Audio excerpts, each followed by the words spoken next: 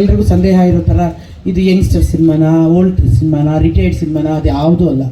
ಎಲ್ಲವೂ ಬಹಳ ಬಹಳ ಮುಖ್ಯವಾದ ಪಾತ್ರಗಳು. ಒಂದೊಂದು ಪಾತ್ರಕ್ಕೂ ಅದರ ಹಿಂದಿನ ಕಥೆ ಇದೆ, ಒಂದೊಂದು ಪಾತ್ರಕ್ಕೂ ಅದರದೇ ಆದಂಥ ಗಾತ್ರ ಇದೆ, ಒಂದೊಂದು ಪಾತ್ರಕ್ಕೂ ಅದೇ ಆದಂಥ ಡೈಮೆನ್ಷನ್ ಮಾಡಿದ್ದಾರೆ.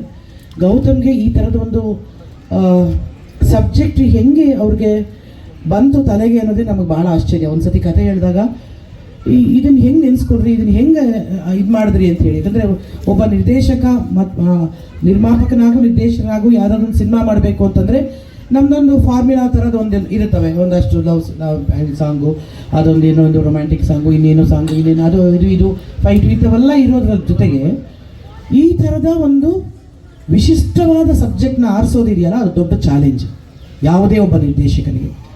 ಅದರಲ್ಲೂ ಇಂತಹ ಮಹಾನ್ ಕಲಾವಿದರನ್ನು ಕೂರಿಸೋದಿದೆಯಲ್ಲ, ಅದೊಂದು ಇನ್ನೊಂದು ಚಾಲೆಂಜು.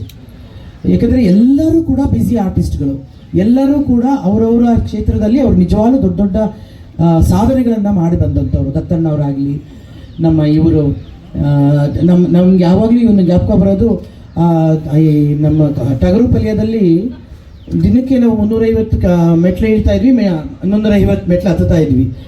ನನಗೆ ಗೊತ್ತಿರಲಿಲ್ಲ, ಪರ್ಮಿಷನ್ ಕೊಡಿಸಿದ್ದು ನಾನೇ ಆಗಿಬಿಟ್ಟಿದ್ನಲ್ಲ ಅವಾಗ.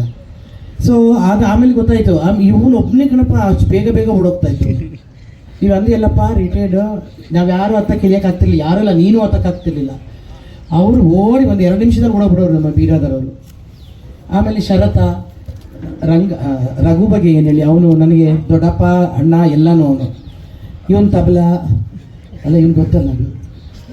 ಸೊ ಎಲ್ಲರೂ, ಆಮೇಲೆ ಈ ಎಲ್ಲರನ್ನು ಕೂಡ ಹಾಕೋದಿದೆಯಲ್ಲ ದೊಡ್ಡ ಚಾಲೆಂಜ್. ಅದು ಹಿಂಗೆ ಗೌತಮ್ ಸಾಧನೆ ಮಾಡಿದ್ರು. ಇನ್ನೊಂದು, ಸೃಷ್ಟಿಗೂ ತಾಯಿನೇ ಕಾರಣ ಆಗ್ತಾಳೆ, ಅದ್ರಿಗೆ ಮಕ್ಕಳಿಗೆ ಅರ್ಥ ಕೊಡೋದ್ರಲ್ಲೂ ತಾಯಿಯೇ ಕಾರಣ ಆಗಿರ್ತಾಳೆ, ಜೀವನವನ್ನು ನಡೆಸೋದಕ್ಕೂ ಕೂಡ ತಾಯಿಯೇ ಕಾರಣ ಆಗಿರ್ತಾಳೆ, ಜೀವನವನ್ನು ಸರಿದಾರಿಗೆ ತರೋದು ಕೂಡ ತಾಯಿಯೇ ಕಾರಣ ಆಗಿರ್ತಾರೆ.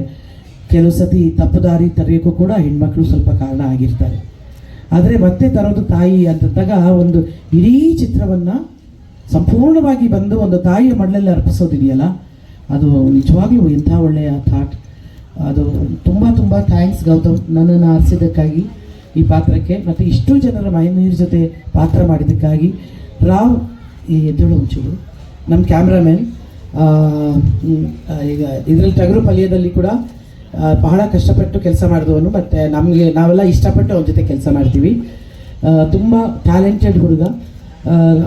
ಅವ್ರ ಜೊತೆ ಮತ್ತು ಇನ್ನು ಹಲವಾರು ಜನರು, ಇನ್ನು ಜಗ್ಗಪ್ಪ, ಇವರು ತುಂಬ ಕಾಮಿಡಿ ಆರ್ಟಿಸ್ಟ್ಗಳು ಇದರಲ್ಲಿದ್ದಾರೆ, ಒಳ್ಳೊಳ್ಳೆ ಪಾತ್ರಗಳಿದೆ. ಮೈಸೂರನ್ನು ಒಂದು ಸಾಂಕೇತಿಕವಾಗಿ ತಗೊಂಡು, ಅಂದರೆ ಮೊದಲೆಲ್ಲ ನಮ್ಮ ರಾಜ್ಯವನ್ನು ಏನಂತಿದ್ರು, ಮೈಸೂರು ರಾಜ್ಯ ಅಂತಲೇ ಅಂತ ಇದ್ರು. ಅದಾದಮೇಲೆ ರಾಜಧಾನಿ ಬೆಂಗಳೂರು ಆಯಿತು, ಆಮೇಲೆ ಕರ್ನಾಟಕ ಆಯಿತು, ಅದೆಲ್ಲ ಆಯಿತು, ಅದೆಲ್ಲ ನಿಮ್ಗೆ ಗೊತ್ತೇ ಇದೆ ಹಿಸ್ಟ್ರಿ. ಒಂದು ಮೈಸೂರನ್ನೇ ಟೈಟ್ಲಾಗಿ ಇಟ್ಕೊಂಡು ಮಾಡೋದಿದೆಯಲ್ಲ, ಅದು ಅತ್ಯಂತ ಜವಾಬ್ದಾರಿಯಾದ ಒಂದು ಕೆಲಸ. ಅಂತಹ ಒಂದು ಟೈಟಲ್ನ ಇಟ್ಕೊಂಡು ಈ ಸಿನಿಮಾನ ಪ್ರಾರಂಭ ಮಾಡಿದ್ದಾರೆ. ಆಗಲೇ ರಘು ಬಹಳ ಚೆನ್ನಾಗಿ ಹೇಳ್ದ, ಈಗಿನ ಸಿನಿಮಾಗಳ ಪರಿಸ್ಥಿತಿ ಏನು ಅಂತಂತಂದರೆ, ಎಷ್ಟು ಕಷ್ಟಪಟ್ಟು ನಿರ್ಮಾಪಕರು ದುಡ್ಡು ತಂದು ನಮಗೆಲ್ಲ ಕಲಾವಿದರನ್ನು, ತಂತ್ರಜ್ಞರನ್ನು ಸಾಕಿ ಸಲಹಿ ಅದನ್ನು ರಿಲೀಸ್ ಮಾಡಿ ಥಿಯೇಟ್ರಲ್ಲಿ ತಂದು ಹೆಂಗಾಗೋಗಿದೆ ಅಂದರೆ ಜನರನ್ನು ತರಬೇಕಾಗೋ ಪರಿಸ್ಥಿತಿ ಬಂದ್ಬಿಟ್ಟಿದೆ.